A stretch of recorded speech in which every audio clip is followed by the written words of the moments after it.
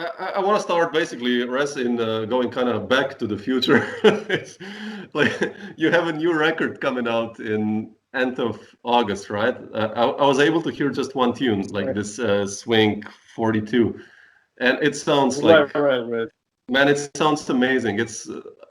It sounds completely you, but completely fresh of what you've been doing in a way. Can you Yeah. kind of explain what the idea of the project is, like of the new album that's coming out first to start with? Well, yeah, I mean, sure, absolutely. I mean, briefly, I'll just say I was invited to a Django Reinhardt festival, a Django festival, right, in San Francisco or in Berkeley. Sorry, from Peter Williams. He's the curator of music for Freight and Salvage, and so I didn't actually have the idea to do Django music. I always loved Django Reinhardt as a guitar player. Yeah, I always knew him as a guitar player. Other than a few of his, minor swing and a few of yeah, his sort of big wig tunes that everybody knows or listen, have heard. But I didn't know that he composed so much great music. And so when Peter asked me to do this, I was kind of course, a gig is a gig, and we all yeah, want gigs. We're all starving for that. But I was also kind of hesitant. I was like, oh my God, Django Reinhardt, like I'm exactly. not going to be able to do this gypsy kind of whatever they call it now, gypsy jazz, uh, Yeah, four to the floor. It's not only that, but that whole capsule of sort of gypsy jazz. That's absolutely not what I do at all. yeah. Although I appreciate it for a while, I can listen to it and love it, and then I need to move on Me to too. something Yeah, like Debussy. You know, yeah, yeah. Exactly. so he asked me, and then I just thought, okay, well, look, he's booked me several times. He knows my albums. I don't think he actually expects that. So I came to him. I told him, look, is it okay if I put a group together and really recontextualize this music so it doesn't actually sound like that style? And Yeah, of course he said yeah. So there was the gravitational pull that I had right after he said, oh, absolutely, that's what I expect. And I was like, okay, good. My mind was open, good. and That's then I good. started. And then here's where streaming came in handy. I hate to say it, but see, I'm a hypocrite. Uh, but it came in handy because Django's records on Apple Music, and I was just going through the whole shuffling through the whole thing. And initially, I wanted to grab things that really grabbed me, as a composer. Hmm. Of course, he played great on everything, so that's not the problem. But as a composer, I was like, okay, that's really too contained in his Yeah, style. It's four to the floor. There's a different kind of thing going on there. But this one seems to be workable in the sense of like viewing it through the filter of a composer. yeah. So I just wrote down a list of tunes I loved, and then I brought it down to I think about 9. 2 of them were not his, but he played them Yep. obviously. And then the 7 were his, and they're just really beautiful tunes, and they're brilliant. And in a way, it's weird because I was reading the Thelonious Monk book, Roger Kelly. Yeah. Oh no, Robin Kelly. I'm sorry, Robin Kelly. And um, at the same time, I was doing this experiment with Django's music, and for some reason, I started hearing Monk in Django's music, and there were actually some resemblances, which is really pretty amazing. Yeah. Um, there's you will hear it on the record, like that there are some kind of resemblances, and then some of the arrangement I sort of thought through Monk's filter, how I can apply some of that into these arrangements, if you want Hmm. to call them arrangements. They are arrangements ultimately, but that's not the way I wanted to see it. Yeah, I'm not definitely. just reading music. I'm taking the melodies and starting from scratch. So all the stuff that I was able to do after retaining the melody were very open. Like I mean, Yeah, I heard that. Yeah. Yeah. harmonically, rhythmically, texturally. You go down the list of musical concepts, and everything I had, the Indian, a little bit of the Indian stuff that I've studied, all that stuff was all on the table. And once I decided to retain his melodies, that's the only way. Because if I Yeah. started messing with his melodies, then I started getting way outside of Django land, which which is not that was not my intention. So yeah, so it was beautiful. And then these guys I decided to play it with, they were very open to the concept, and they all also were very cemented in sort of a traditional jazz schooling, and then yet, you know, they were very open to all kinds of other elements. So it's that's sort of like what I am. I'm you know, framed in like Charlie Parker before, and then like for me it's like all open, you know, after that. So so that's it. You know, and I wanted to just do an organ trio at first, but then I started hearing these arrangements with beyond organ, you know, like synths and electronics, and this guy Alexander, he's really an underground guy. It's like he not sounds very amazing. well. Yeah, he's really, and he's got like, I mean, his keyboard selection is ridiculous, man. You know, so we were able to function along those lines. How did you choose? Are you still there? Yeah. How did you choose Michael or Saren? How did you choose Michael? Yeah, have you played with Michael? No, I know his records. I mean, he's like on 30 records I have at least at home. So. Right. Yeah. Well, I mean, Mike and I go back. Oh my God, you know, I don't even want to divulge my age here, but we go back almost 30 years. I mean, you know, when I was in college, and you know, he was around the scene. I think he just moved in from Seattle, I think it was, and we, you know, he was just one of the dudes on the scene. I like Tom. I loved Thomas Chapin at the time, and I was kind of friends with him. And Mike was playing in that band, in that trio. That was really a forward-thinking group, and that was like the top of the town for a while in the knitting factory scene, and so we played a few times, and he was really nice, and then we taught at a camp in Maine a number of times, and so we played there a lot, and then he subbed on one of my projects that Dan Weiss couldn't play on a few gigs. And I was impressed, and I always loved his feel and his sense of downtownness. Like, you know, he's got all his things, but then he'll just come out with this surprise, kind of like a Paul Motion, Joey Barron. Yeah, Joey Barron kind of thing. Yeah, almost. Yeah, but yet, you know, coming from people like Roy Haynes, and you know, just a spontaneity thing happening, and so yeah, it was kind of like a great choice, because I thought he won't go way too out, and yet he's going to always be surprising, and that's what I like, you know, sort of, you know, and sometimes we did go out, but that's okay. That's another story. But yeah, it was fun. These guys are really fun to be with too, so that counts for something. Definitely. But you played just this one concert and then went into the studio, or? Yeah. We did a few rehearsals. This was probably the most rehearsing I've done with a band actually before a record, because we didn't have a lot of, you know, leeway. We didn't have a lot of concerts to do, and I wanted to do the record. You know, I get a little impatient sometimes.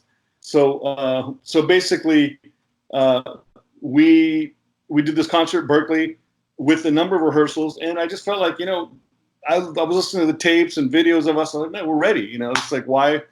You know, we have all this experience with music, and we're not, you know, 20 years old. So we've had all this accumulation of experience. So I don't want to, you know, there's another level. I don't want to overplay and over rehearse.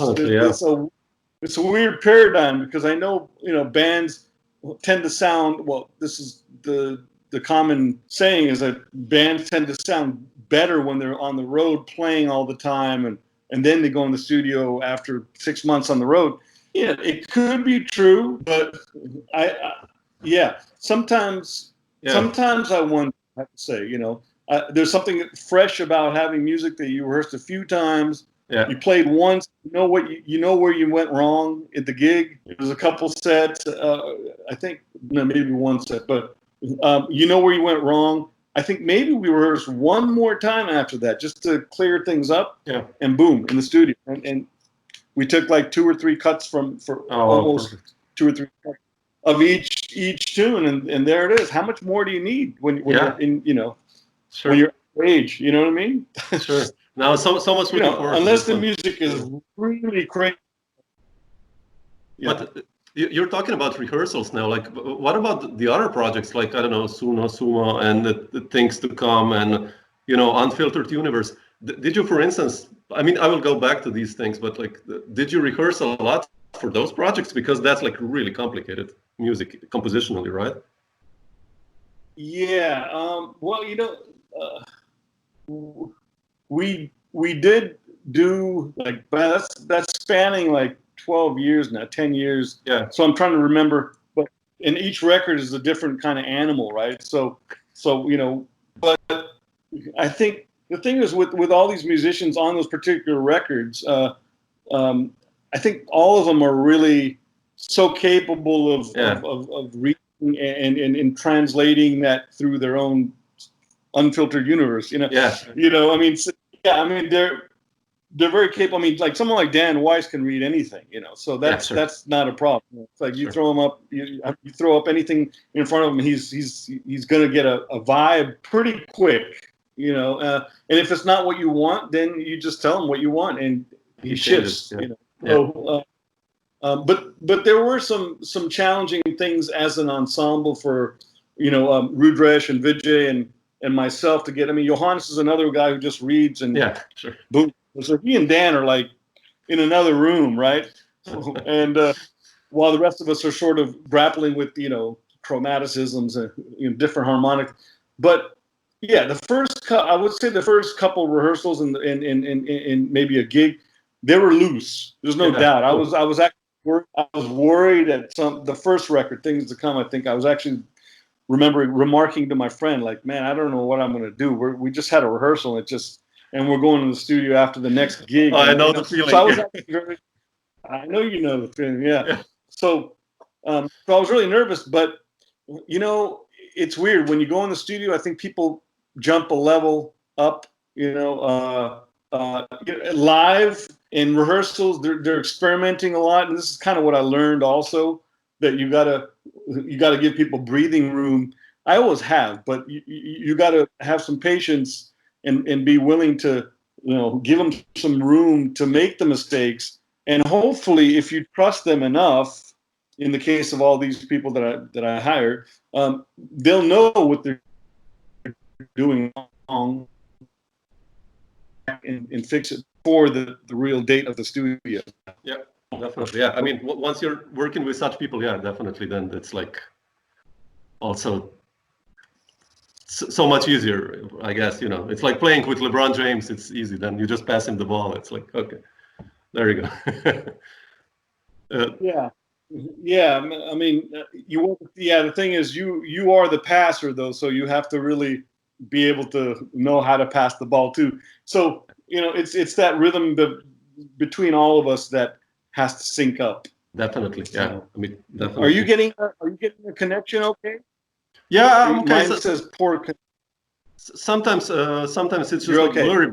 But yeah, Skype is quite cool with this because he records it. Even if we kind of stop, he records it. So that's good. So I hear you. But then I want to go one back, Rez. Like last year, so I listened to that one. I didn't know that one. I mean, like I wrote to you, I think I was disappointed 8 albums of yours, not 12 as I wrote. But but then I stumbled upon this one. Now I wouldn't want you to listen to all.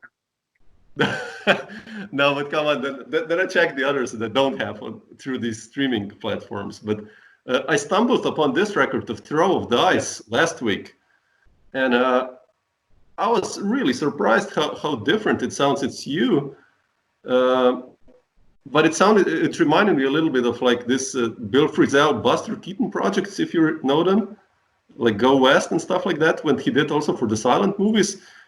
Can you tell me about this Throw of Dice, the story behind it? Like, because I've read it, you wrote this music for a silent movie, right? Yeah, exactly. Okay, right. You're reminding me of my own records, because it goes by so far. I'm sure you have the same problem if you have that many records. Like, you forget that you did that record years ago. Sure. But no, Throw of Dice is not very old. It's only a couple years, but once again, a gentleman asked me to write. He's from the New York Guitar Festival. Oh, okay. And New York Guitar Festival, and he's worked with Bill Frisell and Matheny and a bunch of people, and he asked me to do something. He heard me play in a trio for a WNYC promotional thing. They were doing something down there for a fundraiser, I think. Mm-hmm. WNYC is a big radio station, yep. And public radio station, very, very good one. Basically, I played for free. He was saying this is a fundraiser. If you play, you get, it's one of those promotional things for you. And we heard that a long time, but it was on a serious note. So I said sure. So I played a trio with a tabla and bass and guitar, electric guitar, and he just was knocked out. I mean, and he came to me about a month later and said, "Look, I'm doing this huge festival, and will you write music with that trio for this silent film, Indian silent film from 1929? It's a black and white silent film called "To Throw a Dice." Yeah, and of course, I was like, I was mortified at one point, but at the same time, I was like, "Oh my God, that's amazing!" Of course. Yeah. And I saw the film. This is really incredible. Now there is a version of it with a composer in the UK that did an orchestral version, and I didn't want to listen to that, right? Because I didn't want to be influenced. Yeah.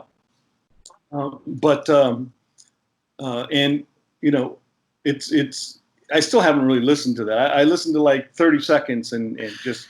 But I put it silent and watched the whole film. Yeah. And I realized one thing quickly, that a trio would be very difficult to pull this off with. Like, he wanted a trio, right? He wanted basically maybe that trio or something of my choice.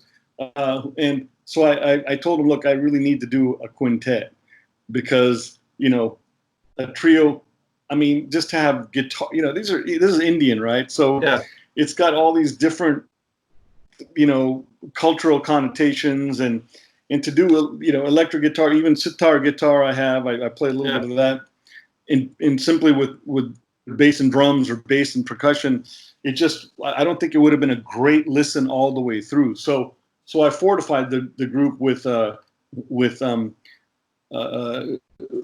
cello and bass. That's one player, Jennifer Vincent, and Pawan Benjamin, who plays tenor saxophone, soprano saxophone, flute, right? And bansuri flute. Yeah, that sounds amazing. Flute. Yeah, that sounds amazing. Yeah, exactly.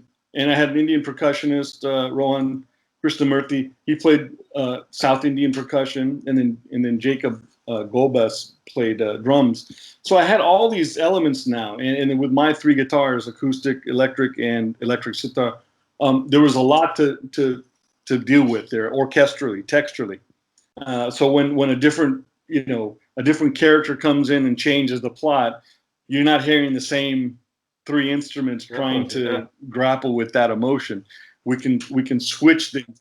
We can go to cello suddenly and have a low cello note, and that will really depict a different sound. So yeah, and it was very important also to have this music sort of stand on its own without the film.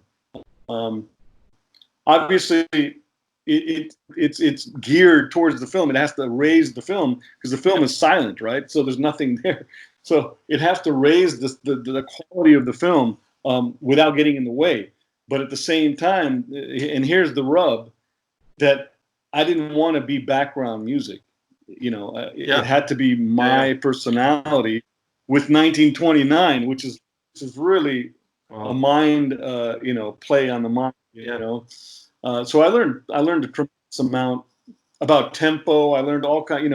I mean, we would when we performed it live, there was no metronome, right? So we would have to perform it to, let's say, like there were some tempos that I had to work on, like this one scene. This woman is blinking her eyes. She's going like this, right?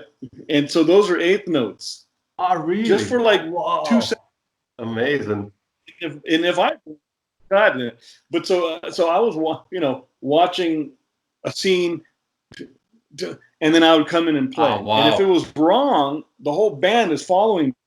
Yeah, and if it was wrong, we would be way ahead or way behind, and it wouldn't stop in the right place. And so it was painstaking in some ways. Yeah, and but quite a challenge. Those scenes would change. So we went through all kinds of metronome tempo markings, mentally, just to. And everybody had that, everybody had to get on with like, okay, when he puts this down, that's the downbeat. And then you got to count 1 and 2, with the other person putting that down. So yeah, so it was challenging, different than the way jazz or but it's quite any of my other projects. Right? Yeah, it is quite through composed, because again, I wanted the film to unfold.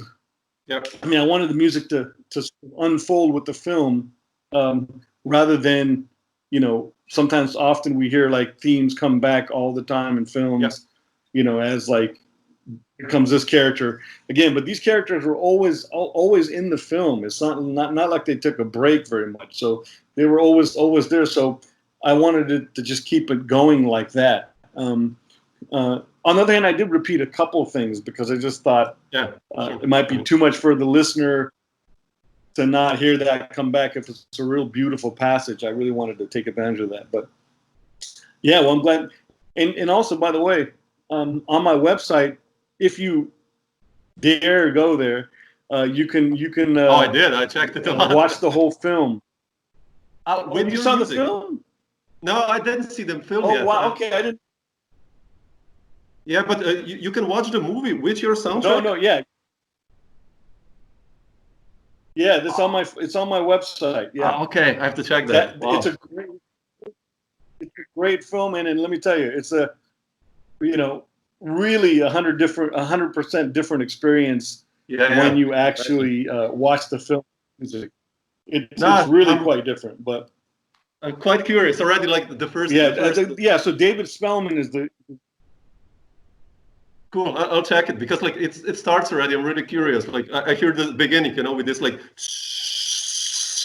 I really want to hear how this blends, the album with the beginning, right? Right away. Cool. I'll do that definitely. Yeah. And this guy named David Spellman, who's the who curates. I mean, I always wanted to do film. Do you do any kind of film scoring or anything like that? Are you into it? No, I just did it once for a documentary, which was, it's like I basically took like long soundscapes on guitar. I could do like really dreamy stuff, but I've never done it. I would love to do it. With the technology nowadays, it's a little bit easier, but it's hard to get these gigs. Yeah. So. But maybe one day. yeah, I know. Yeah, well, I mean, it's the renaissance of television and film. Of course, now, I mean, no one's acting because, but prior to this, it was the renaissance. I mean, there was so much stuff going on, man. I mean, Netflix, Hulu, Amazon, you name it. And it's hard because like I want to get into that a little bit, but. You're right.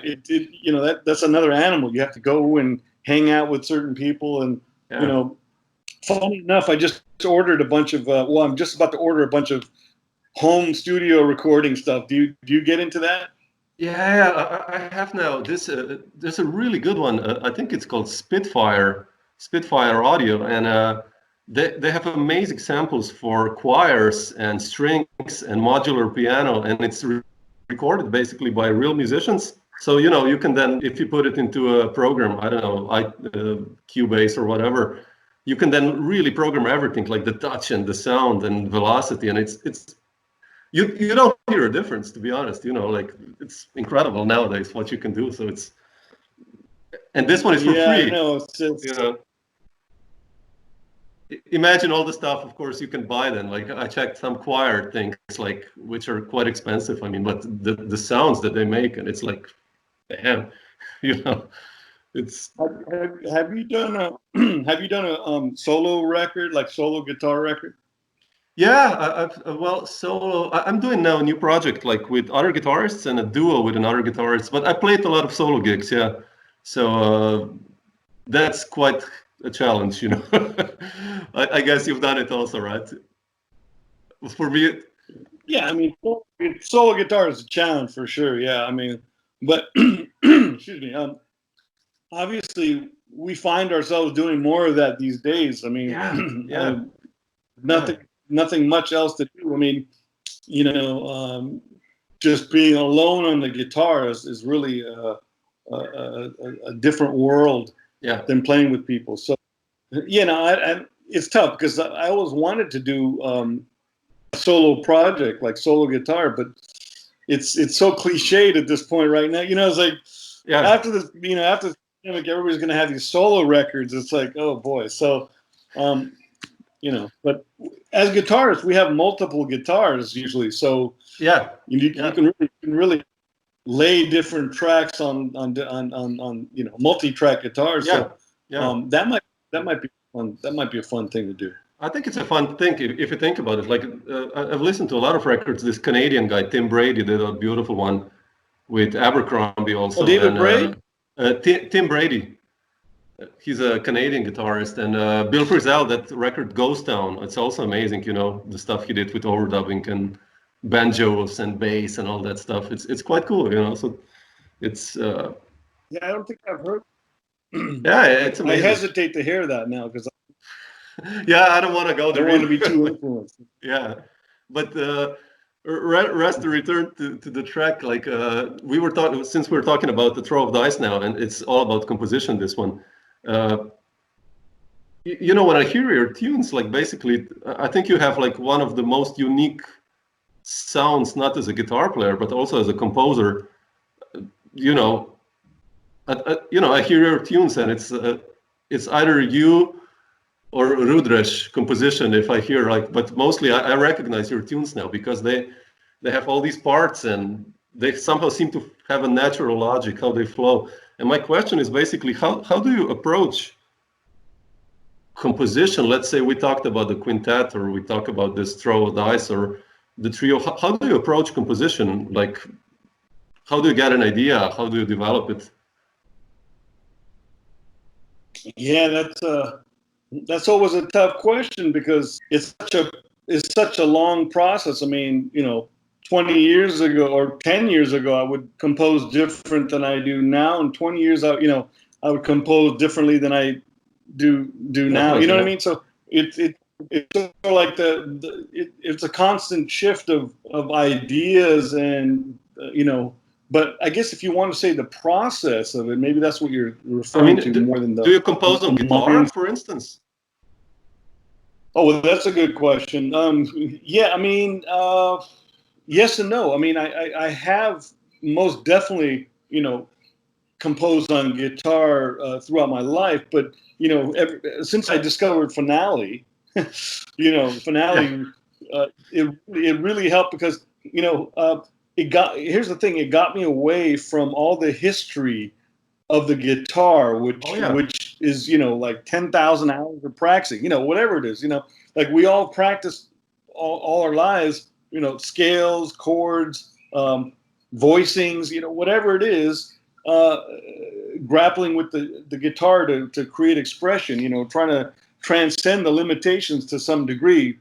And then now you're talking about trying to compose on it. So all that history, you know, here's that chord. Oh, here's that chord again. Okay, well, let me try something different. But you know, your hands and your muscle memory, you know, they tend to sometimes go in the same direction. Yeah. And you know, having Finale to me was like being a piano player suddenly, where I know piano players also have that situation where they go towards the same voicings, but you know, having two hands, first of all, the bass and the right hand, and then also having this sort of somewhat unlimited palette right in front of you. You know, people don't really non-guitar players don't understand the guitar, right? I mean, there is a a physical limitation on it that is not there as much on the piano. So having this keyboard, not piano keyboard, but having this finale in front of you and dropping in notes and then finding your voice within that. And it's not just dropping in notes. Sometimes I may come up with a really cool bass line on the guitar, and then I want to get away from it as fast as possible. So then I drop in the bass line, and that is me.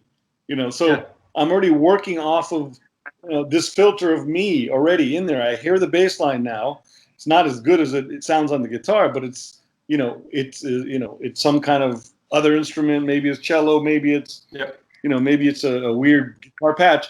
But the thing is, I hear that now in real time, and I'm far away from the physicality of having to play it. So that's one thing. And so I already have my personality in the computer, and then from there I generally tend to manipulate things, for hours. And then here's the thing that I love about finale is that you can put it away for a month and then press a button and listen to the whole thing back and see if this is a test to see if you actually feel like you are, jiving with the whole thing, if you're vibing with that same thing, because our heads change, right? I mean, one day we love something, next day it's like, oh man, that sounds like crap. Why would I write that down? That happens to me. That's right? true. That happens to you, I'm sure.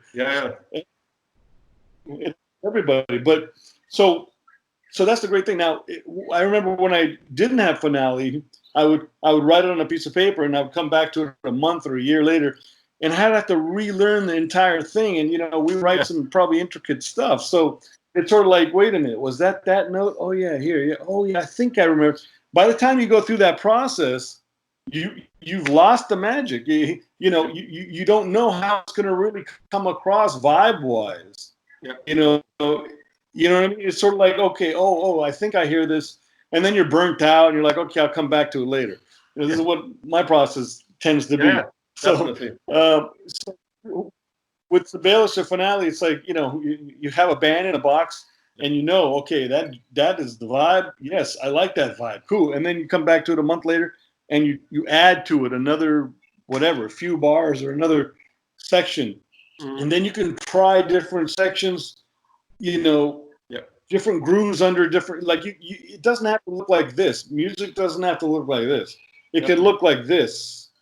Like one section could be moving along, and this underneath can be moving faster than this, and this above can be going back. That's a cool one, yeah.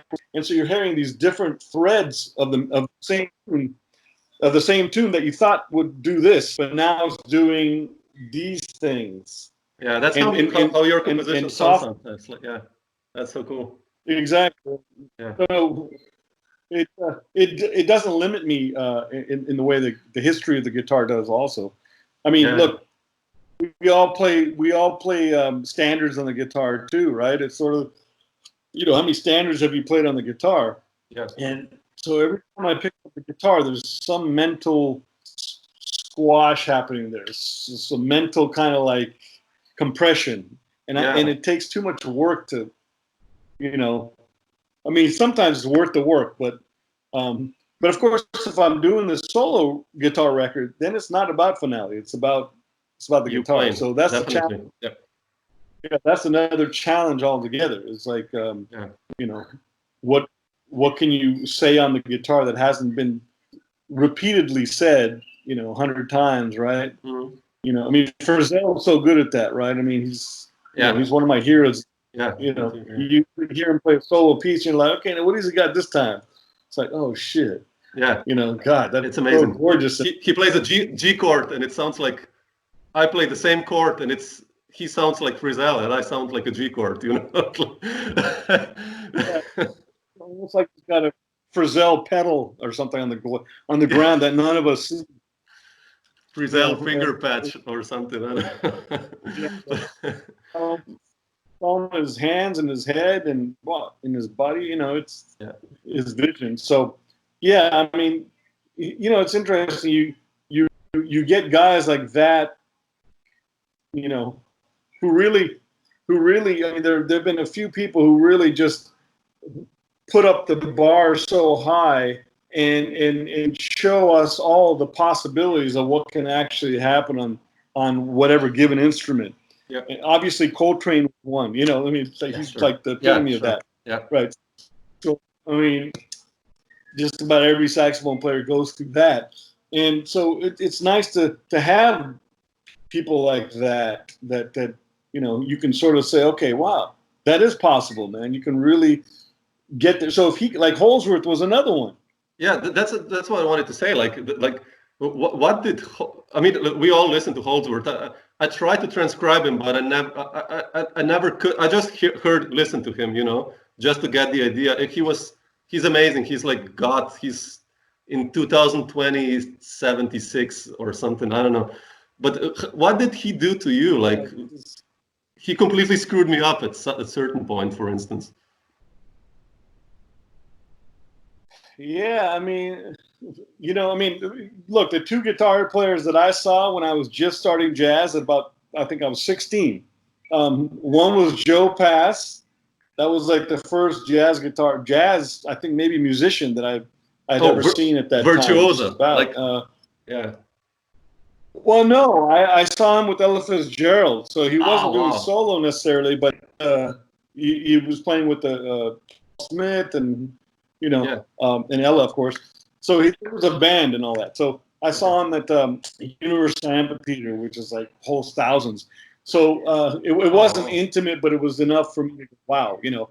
And then the second guy I saw was Alan Holdsworth. Where did you see him? On the West Coast? Or? You know, these two guys I saw. Yeah, I'm from Los Angeles, so I saw Holdsworth was on the West Coast. Yeah. So one of my friends, because I was really into Van Halen when I was 14, 15, and then my friend insisted. Yeah, yeah. I just listened to him last night. You know, on YouTube I saw this concert. Oh, it's kind of weird. Concert of 1975 of Van Halen, the band, and he wasn't playing any tapping. He totally sounded like Eddie Van Halen, but they were playing, I think, covers. You know, you can't. There was no Jamey's Crying or any of the, I have to check tunes that came on the first album, and he wasn't doing any tapping, which was really pre-Van Halen, right? Because Eruption came like in '78. I don't know when it came, but only a couple years later, they were Van Halen, man. You know. Yeah. So, but anyway, my friend said, look, if you like Eddie Van Halen, you got to see Holdsworth, because Van Halen claims that Holdsworth is sort of what got him into the tapping thing. I was like, wow, you know. So I was 15, and then I think he showed me Holdsworth after I started playing jazz. So it was Joe Pass and Holdsworth, and those are like, you know, about as far as you can get apart within, you know, a jazz, you know, canon, I guess. You know, it's sort of like you don't really get too much further apart than that, and that was great because I knew, you know, there's got to be somewhere in between. Obviously, I'm not going to play like Holdsworth, and Joe. As much as I loved, I wasn't into sort of playing, you know, bebop the rest of my life. Standards, sort of that. Yeah, standards, bebop, and he was such a master at that.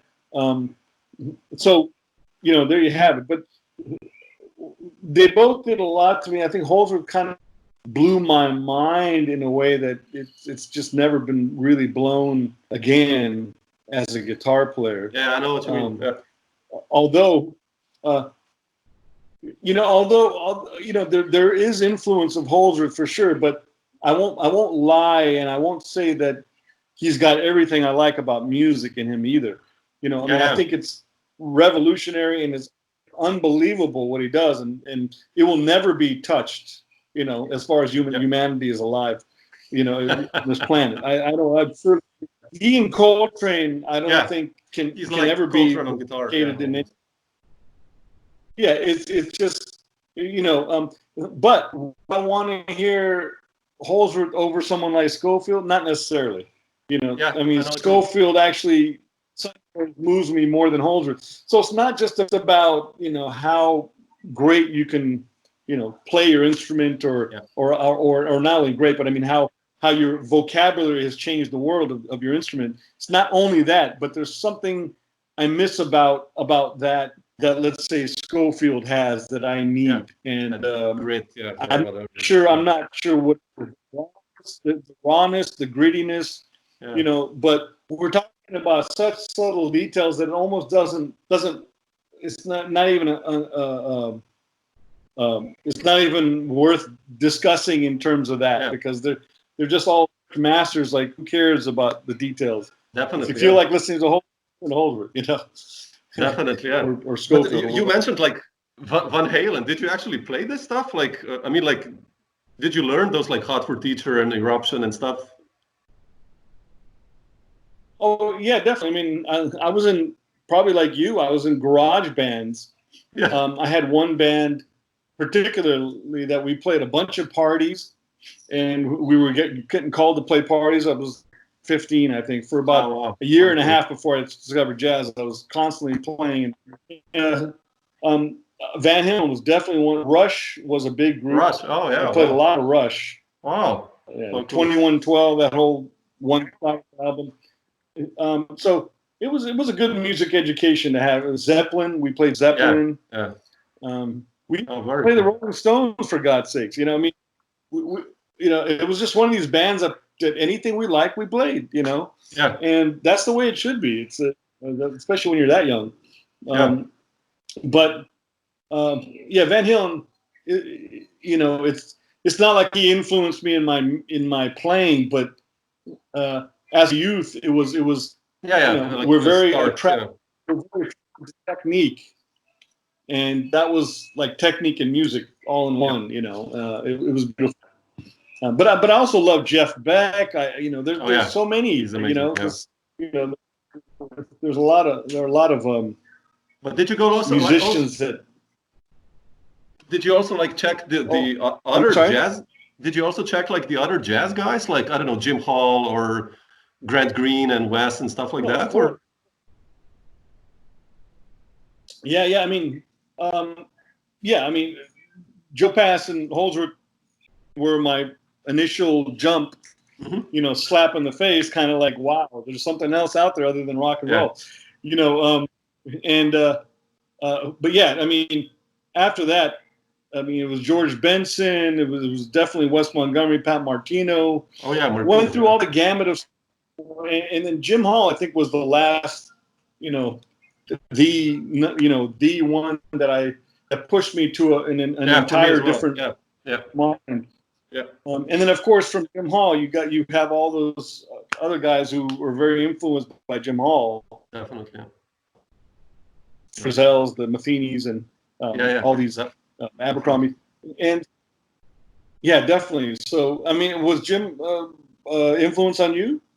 Yeah, I mean, I transcribed like that entire The Bridge album with Sonny.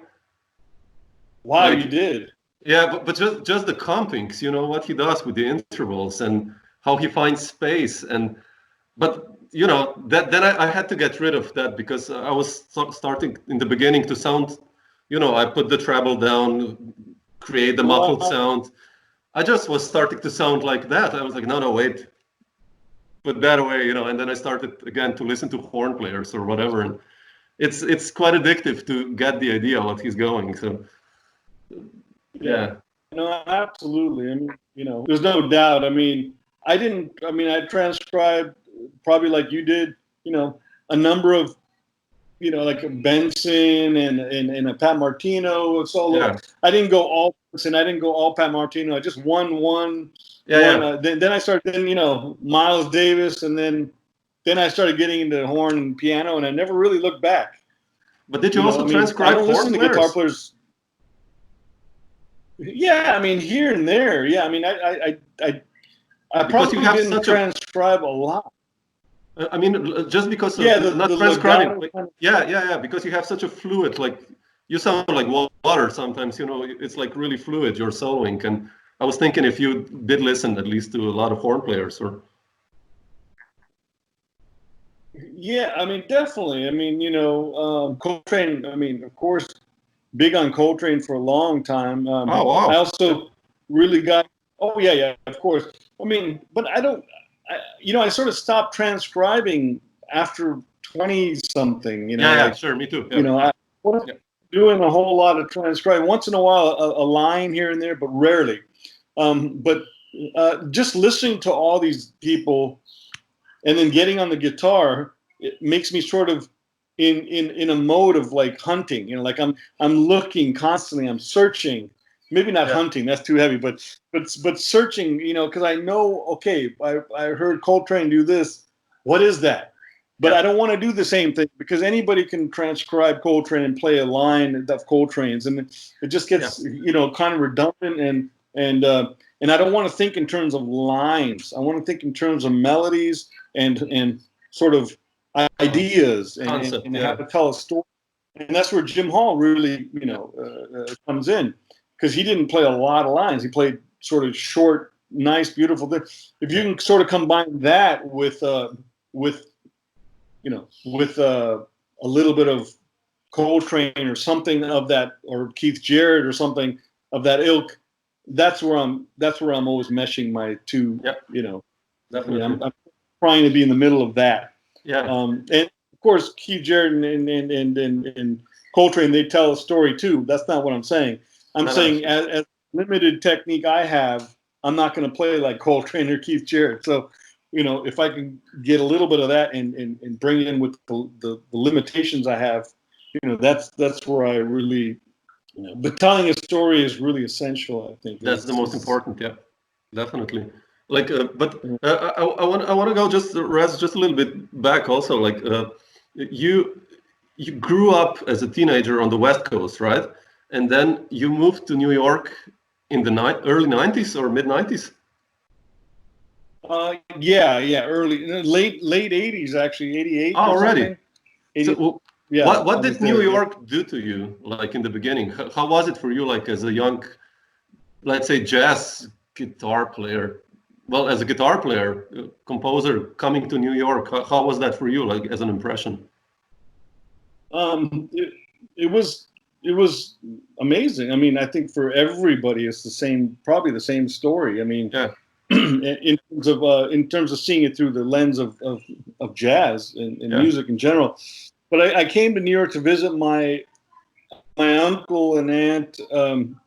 They were in New Jersey, and about a year before that, I think. And I went to go see Jim Hall at the Blue Note. Really?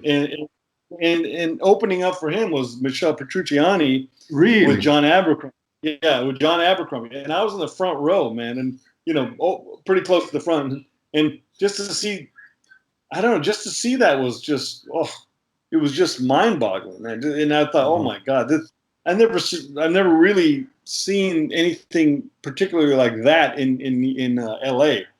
Yeah. Although I was watching people like Holsworth and Larry Carlton, Robin Ford, Joe DiOrio, I would go see these people all the time. There was something about this East Coast sound, and I was just getting into Jim Hall that was just mind-boggling. And it wasn't quite as volume-wise. It wasn't quite as loud. It was sort of like this a different dynamic, and with so much of that music still coming out. So, that was kind of, that along with Joe DiOrio was one of my teachers. He suggested I move to New York, actually. Oh, wow. Okay. Yeah, he's like, you have a New York thing about your playing, and I was like 20 or something at the time. Oh. And he and another guy named Terry Plumeri, he's a great bass player, composer. They were both saying, you should go to New York. And I was like, really? Like, why would you say that? Because they heard something.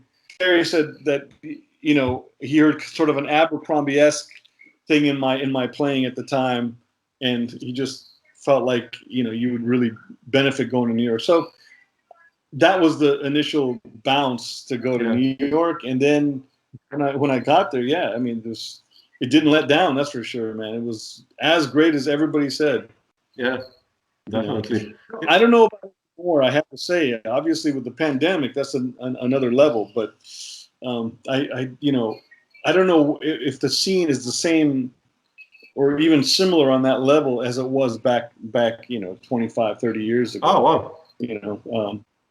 Yeah, I mean, like if you compare it like in 1991, and if you compare it, let's say, to last year, if we don't speak now about the Corona times, but like, was it easier or harder? I mean, what were there more gig opportunities, for instance, or? Yeah, yes and no. I mean, these days there are younger leaders that are leading their own bands. So you would get called for a record, record session, and then and then a tour. Mm-hmm. But back then, there were sort of like bigger name gigs like Paul Motion and these kind, and only a few of those guys would get that. And once they got it, they got it. It's like I would have loved to play Paul Motion, but there was like 5 guitars in line already, and I didn't know Paul, so it was, and they were great guitars. So it's like, it kind of left me with, okay, I can't get that gig, and there weren't that many leaders, young leaders at the time.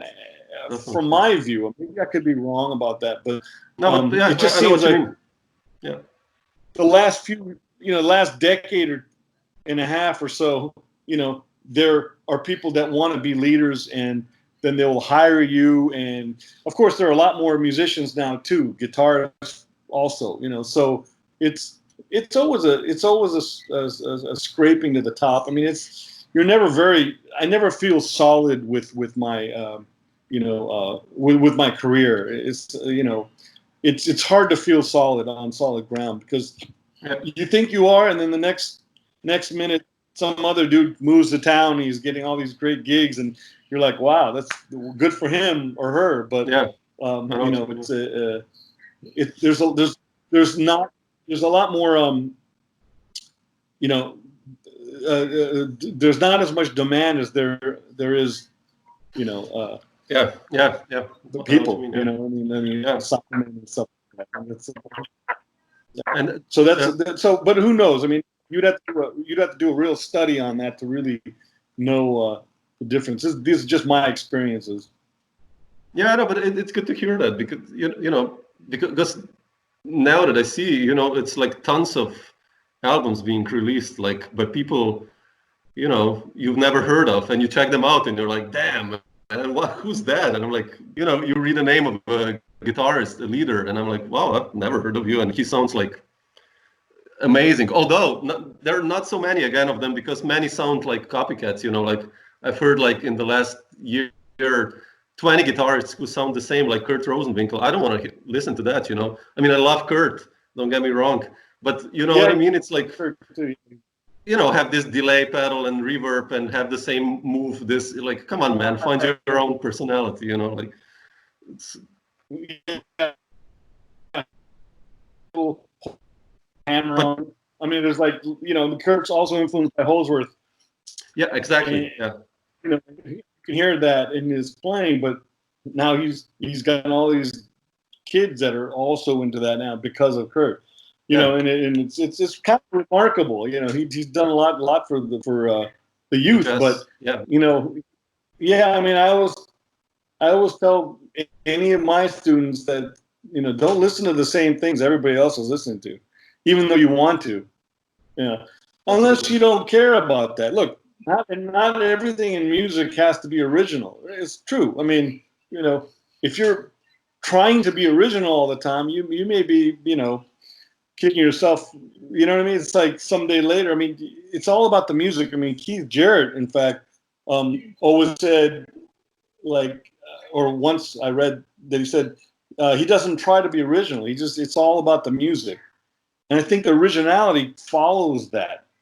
But if you're always listening to the same people that everybody is listening to, and plus, if you're always imitating those same people, then you're doing yourself a disservice in terms of finding your originality in a natural way. Yeah. But originality will come, but there are steps to be taken. Yeah, definitely. And like you said, that's why all these guys sound the same. All these guys and girls, they sound very similar. I mean, they sound great, you know. Maybe they'll look. Maybe they sound great. Yeah, but course. like the same. Yeah. But it's kind of become. Yeah, and it's kind of become a sport, like the sport of guitar playing, you know, and that's a problem. Yeah. You know. Yeah, but it's like it's good to find the original voice. I think, at least let's say in your case, I think you found this already in the beginning. Like even if you listen to your first records, like even though they're still more jazzy. I will, in a sense, you know, it's not like so fusionish because like. Or in a way it is, I don't know, but like they're different. But already you found the guitar voice. I think your sound, you know, this fluidity. It's like Rez, you know. You listen to Third Ear, and I hear the solos there, and it's like wow, like this. I don't know, Prana. I think it's on that one, right? And some other ones on Third Ear. Or you know, you have those free impros in between, kind of not free improv, but like. This fluidity is there already, even if it's like 1993, you know. So it's good that you somehow seem to have found this already in the beginning. Yeah, I actually recorded the first half of that record in '91 and the second half in '92. So I was rather young and, you know, ambitious, I guess. And I think, you know, of course, you know, I'm not going to like my playing on those records, but you know, it's really more about the vision and another thing. I always felt like it was really important to be a composer, not simply a guitar player. That's another thing that, you know, people aren't as focused on. These young people. It's sort of like you get so much into the sport of playing, and sometimes it is a sport, and the sport of, you know, playing the guitar for that matter, because we're talking about that.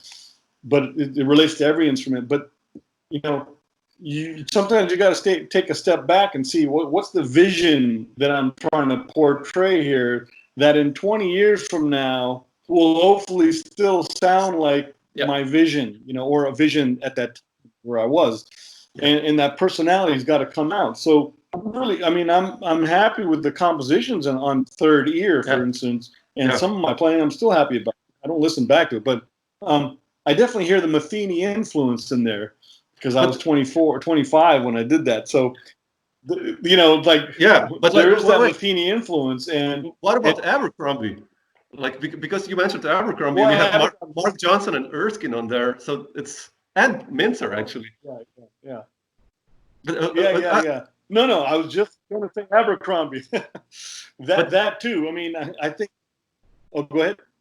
No, I just wanted to ask you how you felt, like, because you know these guys are my heroes as well, right? Erskine and Marc Johnson, and how did you feel when you contacted them and you actually played in the studio with them? How was it like for you as a 20-something-year-old? Yeah, no, it's probably like I'd probably be more nervous now if I did that than back then. It's strange, like you know, like I know too much now or something. I don't know. It's like it's hinging on too much right now. My ego and all this crap that we try and get rid of, but or we try and just leave out of the picture. But back then, I think, you know, I mean, I was studying with Werner, the piano player, you know, and we were doing a lot of his effortless mastery thing. You know, I was already into meditation and all that, but I studied, you know, I mean, we were playing other stuff too, but I mean, he would always start with this, you know, let go and this and that. And that was fortifying the nature of how I played, I guess. And so I brought him the first half of the record, the one with Scott Colley and Ben Perowsky and these guys, Billy Drews and Billy Drews. So that was the first half of the record, and he loved it. He was like, wow, but it's not a full record. I was like, I know, I'm shopping it. You know, back then you used to shop half records, which was ridiculous. And I'll do the rest later. So like 30 minutes or 25 minutes. And so he offered, you know, he's like, yeah, man, I mean, if you ever want to finish it, let me know. I would love to help you out. I was like, what? Kenny Werner, you know, it's like at the time, you know, I mean, you know, he was one of my gurus, and you know, he's still, but So I said, I'm not getting any feedback from this record. I think people were really into straight ahead back then, the record labels. So I wasn't getting any like, hey man, we love it, So and that's sort of hinges on a fusion-y sound. But Kenny said, well, you want to finish it? Who's your dream band? And I just said, right now I'm listening to a lot of Erskine and Marc Johnson, and he goes, oh, well, these guys are all my friends. I can hook you up. I was like, really? So he helped me hook up that. And Mintzer was doing a record in New York with those guys on it. And so I said, well, why not just throw him in the mix also, because I was listening to some of his stuff. And so after Mintzer's session, we walked in the studio and we finished my session. So it was easy enough. They were all in the studio. I didn't have to pay nearly as much as I would if I flew them in and if it was my session. It was all half deal stuff, which was great. I think I paid Erskine, what he usually does, but I think he was lenient, and he even wrote the liner notes of the record too. He was very, very empathetic to my cause, and he was very into the music. But so that was a fun record, and I just threw down, man. When you're that young, somehow you're not. These guys are you're the masters of that age, and they understand you're young and all that stuff, Yeah. And so that was fun. I would love to overdub my solo, but that ain't gonna happen. Come on, no. Yeah, but I know. Yeah, I listened. If I listened back, I haven't for years now, but to my first record, I was like, damn, I love the compositions, but the soloing is like, discussable. But that's the nature. That's the nature of being a musician, of course. I guess. How many musicians 25, 30 years later listen to their solos?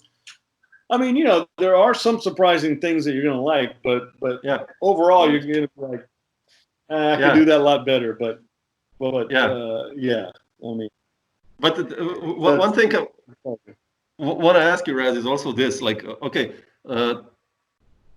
you're a composer, you're an improviser and guitarist. So, just like, how do you approach? I mean, I've listened so much to your compositions primarily, but also then last week, like, I paid so much attention to your soloing. How do you approach? I listened a lot to that Unfiltered Universe record last week, and there are some tunes that are really complex, like Disagree to Agree. You have this solo on this one, if you remember that song, and the structure it sounds incredibly complex rhythmically and harmonically. How do you cope with a solo like that? I mean, how do you deal with, even if it's your own song, how do you prepare for an improvisation on such a beast, let's say? Or any other songs in that kind of manner? Yeah, I mean, I don't remember that tune exactly which one it is. I mean, titles are kind of just thrown out. They're like second to the music. So I okay, let me just talk about this. It's like they're all working titles almost in a way. But I think, well, I mean, the obvious thing would be to practice it with some kind of rhythmical loop or something. A metronome. If it was in 13/8, I would put it on 13/8, and I would break up the 13 and 8 and 5, or 5 and 8, or 3, whatever. How many different ways you can break up the numbers? That's a given, and really get into accents within 13/8. Let's say if it is 13.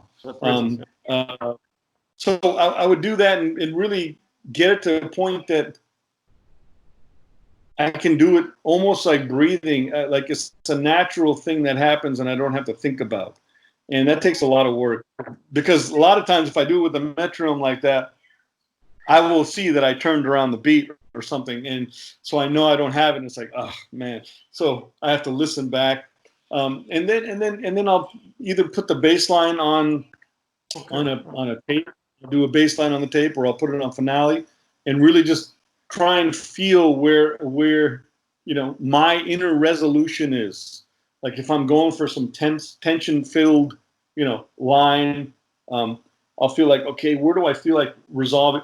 Where do I naturally resolve? Like, is it on the downbeat, or is it on the 11th beat, or is it on, and I'll start digesting it like that, and sort of, writing out some, or maybe not even writing out, but just remembering some areas of the let's say 13 that I naturally go towards. And then once I know that, I try and do the opposite.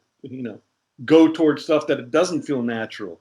So if I'm always landing on the left for some weird reason, the 11th beat is this thing that I keep landing on, and sometimes that takes some recording measures too. You got to listen to yourself. Then I'll say, okay, look, I got to start landing on the 10th beat or the 10.5.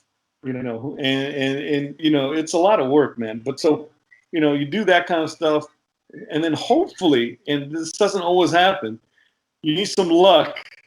Because when the band hits and you got someone like Dan Weiss on drums, what I mean. Then you get a 13/8 structure with Dan Weiss on it, and there's no one anymore, and it's like what? I mean, there is, but you know what I mean.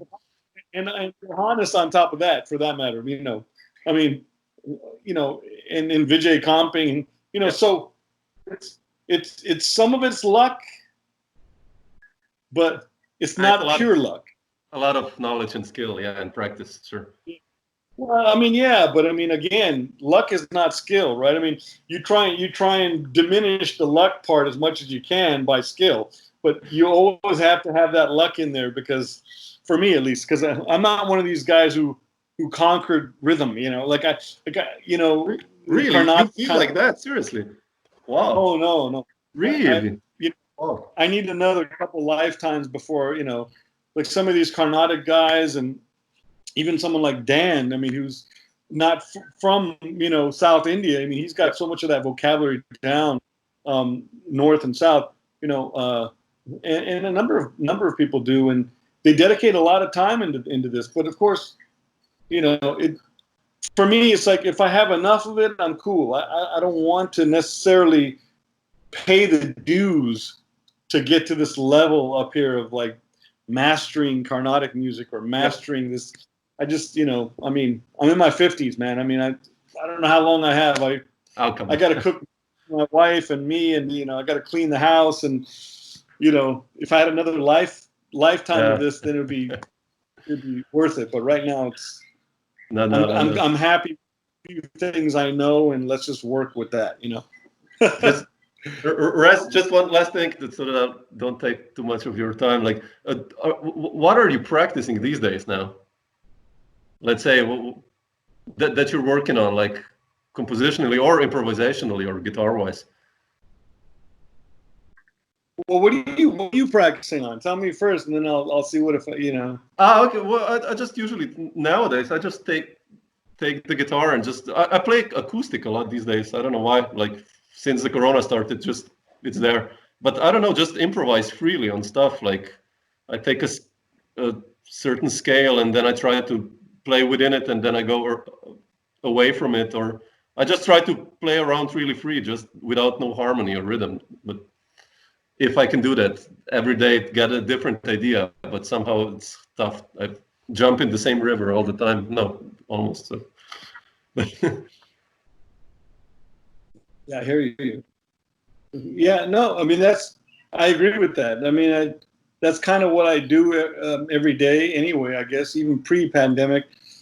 Just grab the guitar and honestly get out of the way. I mean, just see what everything, including the guitar, wants to say to me. Mm-hmm. And, not necessarily, and I don't necessarily hear everything before I play it, because I don't want to play the same things. I want to hear the same thing. So in a way, I want the guitar to teach me new avenues of guitar, like where I can go, new places I can go on the guitar, new fingerings, new, all these kinds of things. And man, it seems pretty endless. I don't know. I mean, Joe DiOrio was telling me, it's endless. Chords on the guitar are endless, and that was so many years ago. And completely agree, man. It's like, wow, check out that chord. You know, it's like I never came up with that chord for 30 years, 40 years, and ooh, there it is. And so I'll record different chords and see what I can, and try and compose